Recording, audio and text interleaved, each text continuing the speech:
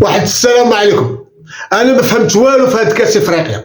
قال لك حق الرطوبه الصهد وكاع الفرق العربيه ما ربحوش. مصر تعادلات، الجزائر تعادلات، تونس خسرات، والله يحفظ من المغرب. ولكن المغرب ان شاء الله غادي يدير العز وغادي يربح ومربوح ان شاء الله. رجعوا لتونس، الماتش ديال تونس اللي خسرات فيه ما غاديش نقولوا حق تونس ما لعباتش مزيان، لا، تونس لعبات مزيان، ولكن ناميبيا كانت مزيانه ولعبات على الرباح. باغ كونطخ تونس كانت كتلعب على التعادل الماتش كامل، وهي باغا دير على التعادل، باغا تسالي بالتعادل، ولكن ناميبيا بدماغها باغا تربح. المشكله اللي واقعه لتونس والجلال القادري اللي هو المدرب ديال المنتخب التونسي، باقي لهم جوج ماتشات واعرين. الماتش مع جنوب افريقيا خصها تربح، والماتش الثاني مع مالي حتى هو خصو تربح. اللي فرط يكرط.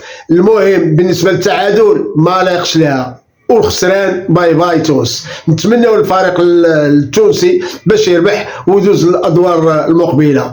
وتحياتي للجميع. وواحد القضيه بغيت نقول لكم، ديما دونت وري بي هابي. السلام عليكم.